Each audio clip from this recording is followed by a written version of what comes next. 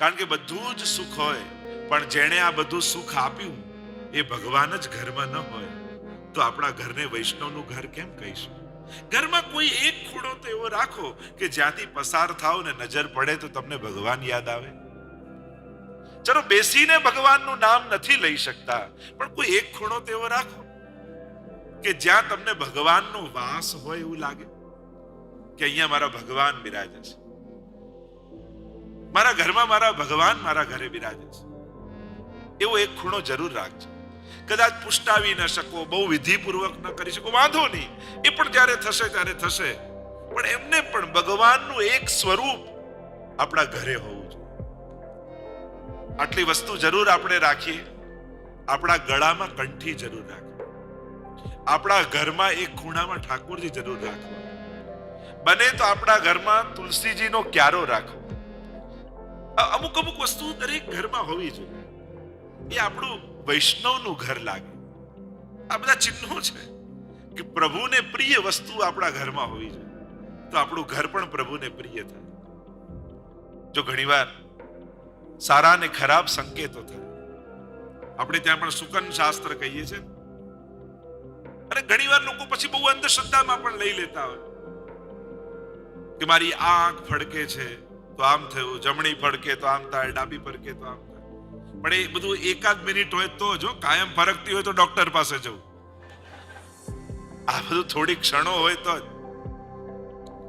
ઘણી વાર બિલાડી નીકળે તો લોકો ગભરાઈ જાય, પણ વિચાર તો કરે બિલાડીનું શું થયું?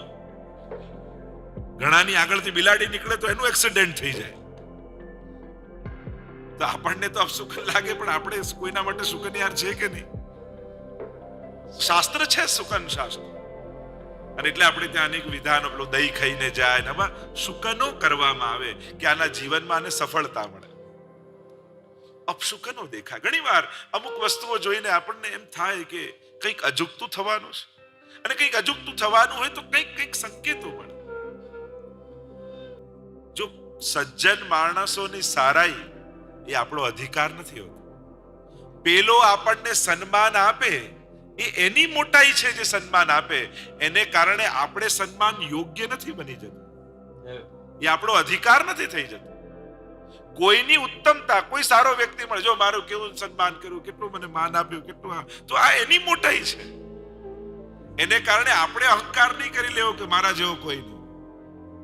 કોઈના સદગુણ એ આપણા અધિકાર નથી, અને આપણા સદગુણો આપણી મહાનતા રૂપે ખપાવવા પણ નહીં. આપણા સદગુણો એ કોઈ સમાજ ઉપર આપણો ઉપકાર નથી. તમે દયાળુ છો, તમે સત્ય બોલો, તમે પ્રેમ રાખો, તમે ઉદાર છો, તો તમારે આવું હોવું જ જોઈએ. તમે આવા થઈને સમાજ પર ઉપકાર નથી કરી રહ્યા. માણસે આવા જ હોવું જોઈએ, વૈષ્ણવે આવા જ હોવું જોઈએ, પણ એને ઉપકાર રૂપે નહીં ખપાવા કે હું સાચું બોલું એટલે લોકોએ મને સન્માન આપવું જોઈએ, હું ઉદાર છું, હું પ્રેમાળ છું, હું દયાળુ છું એટલે બધાએ મારો આદર કરવો જોઈએ. એ રીતે પણ નહીં ખપાવા. જો આ સદગુણો હોય છે ને, એ તો સજ્જનોની સુગંધ જેવા હોય છે. જેમ તમે ઘરથી કોઈ પરફ્યુમ કાઢીને નીકળો, લગાડીને નીકળો, બહુ જ મોંઘું ને સારું પરફ્યુમ તમે લગાડ્યું છે, અને તમે રસ્તામાં નીકળ્યા, તમારા મિત્રો મળ્યા અને બધાને સુગંધ આવી કે આટલી સુંદર સુગંધ લગાડી છે. હજી આગળ ગયા તો તમારો સૌથી મોટો દુશ્મન તમને મળે, સૌથી મોટો દુશ્મન, અને તમારી બાજુમાં આવે, તમને એમ થાય કે આ સુગંધ આને ના આવે તો સારું. પણ આવું થાય. તમે પરફ્યુમ છાંટ્યું છે તો એ તમારા મિત્રને જેટલી સુગંધ આપશે એટલી જ તમારા દુશ્મનને પણ આપવાની છે. એમ જ સજ્જન વ્યક્તિઓ માટે સદગુણો એના વ્યક્તિત્વની સુગંધ છે. એ જેટલા એના મિત્રોને અનુભવ કરાવે છે એટલા જ એના દુશ્મનોને પણ અનુભવ કરાવે છે. કારણ કે એનો સ્વભાવ છે, એની પ્રકૃતિ છે, અને પ્રકૃતિ છે એટલે તમે તમારા દુશ્મનની આગળ પણ તમે ખરાબ નથી થઈ શકતા. અને થઈ જાઓ તો માનજો હજી સદગુણો તમારો સ્વભાવ નથી બને. કારણ કે સ્વભાવથી વિપરીત જાઓ તો તમને ક્યારે આનંદ ન થાય. સ્વભાવથી વિપરીત થાવ છો તમને ખુશી નથી થતી. તમને તમારા દુશ્મનનું અપમાન કરીને જો સુખી આનંદ થતો હોય તો માનજો હજી તમારામાં કઈ કમી છે. કારણ કે સદગુણો તમારો સ્વભાવ નથી બન્યો. ફૂલની સુગંધ, એ ફૂલ ગમે ત્યાં મૂકો તમે, એ ખરાબ જગ્યાએ વપરાય, સારી જગ્યાએ વપરાય, પણ ફૂલ એની સુગંધ ગુમાવતો નથી. એમ જ સજ્જનોએ સદગુણો રૂપી સુગંધ ગુમાવવી નહીં. યુધિષ્ઠિરના મનમાં એમ થયું, શું થવાનું છે? એકવાર અગાસી પર ઊભા હતા, રોજ પ્રતીક્ષા કરે કે અર્જુન પાછો ક્યારે આવશે, અને સામેથી ગડગડ ગડગડ ગડગડ તો રથ આવતો દેખાય. અરે ધ્વજા અર્જુનની, રથ અર્જુનનો, પણ અંદર બેસેલો વ્યક્તિ અર્જુન જેવો નથી લાગતો. ભાગતા હુઆ યુધિષ્ઠિર મહારાજ દોડ્યા સામેથી, અને રથ રોકાયો. શ્યામ પડી ગયેલો અર્જુન નીચે ઉતરી પોક મૂકીને રડવા લાગ્યો. ચરણમાં પડી ગયો યુધિષ્ઠિર મહારાજ. અરે થયું શું? અર્જુન, તારું તેજ ક્યાં ગયું? કોઈ ભૂખ્યાને મૂકીને ભોજન કરી લીધું, કોઈ સ્ત્રીની લાજ બચાવી શક્યો નથી, કોઈ વડીલનું સન્માન નથી કરી શક્યો, તારું તેજ કેમ હણાઈ ગયું? અને પોક મૂકીને રડતા રડતા અર્જુને કહ્યું, આ અર્જુનનું તેજ એ તો કૃષ્ણ હતા, અને કૃષ્ણ આપણને બધાને છોડી સ્વધામ પધારી ગયા છે. યાદવા સ્થળી થઈ છે, યાદવોનો સંહાર થયો છે, અને પ્રભુ સ્વયં સ્વધામ પધારી. કાબે અર્જુન લૂટિયો વહી ધનુષ વહી બાણ, સમય સમય બલવાન હૈ નહીં મનુજ બલવાન. કહ્યું કે રસ્તામાંથી આવતો હતો, સાધારણ કાબા લોકોએ મને લૂંટી લીધો. એકલા હાથે જે મહાભારતનું યુદ્ધ જીતી લે એવો અર્જુન આ કાબાઓ જોડે ન લડી શકે, કારણ કે બળ પરમાત્મા હતા. અને જ્યારે પરમાત્મા પોતાનું બળ ખેંચી લે, ત્યારે ગમે તેટલો બુદ્ધિવાન વ્યક્તિ, ગમે તેટલો સામર્થ્ય વાળો, ગમે તેટલો પદ વાળો, ગમે તેટલા વૈભવ વાળો હોય, પણ જ્યારે પરમાત્મા હાથ ખેંચી લે છે ને, પછી એનું આ કંઈ એને કામ લાગતું નથી.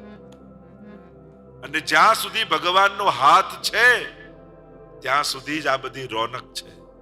ભગવાન હાથ લઈ લે પછી કોઈ વસ્તુઓ કામ લાગતી.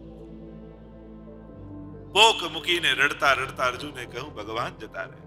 અને આ સાંભળતાની સાથે બધા ચોધાર આંસુએ રડવા લાગ્યા. કુંતાજી તો રડતા રડતા પરમાત્માના યાદમાં, સ્મરણમાં પોતાના પ્રાણોના ત્યાગ કરી દીધા. અહીંયા જ્યારે જોયું કે હવે પ્રભુ વગર આ રાજ્ય ભોગવીને શું કરીશું, પરીક્ષિતને રાજા બનાવી દીધા, રાજ તિલક કર્યું, ઈરાવતી સાથે એમના વિવાહ થયા છે. અને હિમાલય તરફ દ્રૌપદી અને પાંચે પાંડવોએ પ્રયાણ કર્યું છે. ધૃતરાષ્ટ્ર રહેતા સાથે પાંડવોની સાથે વિદુરજીને જ્યારે એમ થયું કે આ હજી પાંડવોનું ખાઈને જીવે છે, થયું કે લાવ સમજાવું. કહ્યું, એક શ્વાન જેમ કોઈની ડોડી ઉપર પડ્યો રહે, એનું ટુકડા ખાઈને જીવે, એવી રીતે ન જીવો. યાદ કરો, આજ પાંડવોને મારવા તમે બેઠા હતા. અરે તો મને બહુ પિતાની જેમ રાખે, ખૂબ સન્માન આપે છે, મારું ખૂબ ધ્યાન રાખે છે. એ તો એમની સારાઈ છે, આ તમારો અધિકાર નથી. ધૃતરાષ્ટ્રને સમજાવે છે વિદુરજી, અને સમજાવ્યા અને ઘર છોડીને ગયા ધૃતરાષ્ટ્ર ગાંધારી. આજ મહાભારતમાં આજ ગાંધારીએ પરમાત્માની આગળ જે શ્લોક બહુ પ્રસિદ્ધ છે, ત્વમેવ માતા ચ પિતા ત્વમેવ ત્વમેવ બંધુ ચ સખા. આ શ્લોક ગાંધારી બોલે છે, ભગવાનને કહે છે. ધૃતરાષ્ટ્રે તો ઘણા છેક સુધી ઉપાયો કરેલા છે પાંડવોને મારવાના, પણ પાંડવો એમનો સ્વભાવ છોડતા નથી. આ જ ફરક છે કૌરવ ને પાંડવ. ભીમને તો કોશિશ કરી કે તું મને ભેટ અને હું એને કચડી નાખું, ત્યાં સુધીનો પ્રયાસ કર્યો છે ધૃતરાષ્ટ્ર. છતાંય પાંડવો એટલા સ્નેહથી એને રાખે છે, આદરથી રાખે છે, કારણ કે અમારા ઘરમાં છેલ્લા વડીલ બચ્યા છે. જો વડીલો ભલે ઘરમાં કઈ ના કરતા, પણ આમ સોફામાં બેઠા રહે ને તો ઘર ભરેલું ભરેલું લાગે, એમ લાગે ના ઘરમાં કોઈ છે. પણ જ્યારે ઘરમાં કોઈ વડીલ જ ન હોય તો એ ઘર બહુ ખાલી લાગે. એટલે ભાગ્યશાળી છે તેમના ઘરમાં વડીલો છે. ઉદ્ધાર થયો છે ગાંધારી અને ધૃતરાષ્ટ્ર. અને અહીંયા પાંડવો પણ જ્યારે હિમાલય તરફ ગયા છે, એક પછી એક પાંડવો પડે છે. પરીક્ષા કરી છે, શ્વાનનું રૂપ ધારણ કરીને યમરાજ આવે છે. ઉદ્ધાર થયો. અહીંયા પરીક્ષિત મહારાજ બન્યા. પાંડવોના સંસ્કાર છે. અને ઘણીવાર સંસ્કારો શીખવાડાતા નથી, એ તો લોહીમાં આવતા હોય છે. એટલે જ આપણે ત્યાં વંશ પરંપરાનું ઘણીવાર મહત્વ છે. કારણ કે ઘણીવાર એ સંસ્કારો, એ દિવ્યતા, એ અલૌકિકતા એના વંશમાં, અને ઘણીવાર ભૂલાઈ પણ ગયો હોય ને કોઈ એવી ઘટના ઘટે, કોઈ એવો સંગ મળે, ફરી એ ખીલી તો પામવા તો કઠિન છે. માણસ મેળવીને ઘણીવાર આવતો હોય છે. પરીક્ષિત મહારાજને પાંડવોના સંસ્કાર છે. ગર્ભમાં ભગવાનના દર્શન થયેલા છે. ઉત્તરાના પુત્ર છે. અને એટલા માટે જ આપણે ત્યાં પરિચય આપતા તો પિતાથી, દાદાથી, પૂર્વજોનું નામ લેતા. ભાગવતજીમાં પણ એવી કથા આવે છે કે બલિરાજાને જ્યારે ભગવાને બાંધ્યા પણ એમને માર્યા નહીં. જ્યારે વામનમાંથી વિરાટ બન્યા તો કહ્યું કેમ ન માર્યા? તો કહ્યું એ પ્રહલાદજીના વંશજ છે. અને પ્રહલાદજી સામે જ્યારે નરસિંહ ભગવાન પ્રગટ થયા હતા ત્યારે વચન આપ્યું હતું કે હવે તારા વંશમાં કોઈનો વધ નહીં કરે. એટલે પ્રહલાદના વંશજ જાણી એમના પર કૃપા કરી છે. એટલે આપણે તો યાદ, તમે વૈષ્ણવના દીકરા એમ યાદ અપાવી. આપણા પૂર્વજો જે ભક્તિ કરી ગયા, જે રીતે જીવી ગયા, એમને યાદ કરી આપણી જાતને ગૌરવ આપણે અનુભવી છે. થયું પરીક્ષિત મહારાજ બન્યા છે. ધર્મ અનુકૂળ શાસન કરી રહ્યા છે. ધર્મશાસ્ત્રોમાં જે રીતે બતાવવામાં આવ્યું એ રીતે રાજ્યકાજ ચલાવે છે. એકવાર પરિભ્રમણ કરી રહ્યા હતા, નગરચર્યા કરવા માટે નીકળ્યા હતા પરીક્ષિત મહારાજ. એક દ્રશ્ય એમણે જોયું અને આશ્ચર્ય થયું. એમણે જોયું કે એક પગ ઉપર એક બળદ ઉભો છે અને એક ક્ષુદ્ર રાજા એને મારી રહ્યો છે. બાજુમાં એક ગાય ઊભી છે. આ દ્રશ્ય જોઈને એ રડી રહી છે. એ રાજાને બાંધ્યો. કોણ છે તું? મારા રાજ્યમાં આવું પાપ કેમ કરે છે? ત્યારે પેલા બે હાથ જોડીને કહ્યું, હું કલયુગ છું. ભગવાન સ્વધામ પધાર્યા એટલે હવે મારો આવવાનો સમય થયો છે અને સમયને કોઈ રોકી શકતું નથી. હવે મારો સમય છે. તું મારા રાજ્યમાં ન રહી શકે, બહાર નીકળ.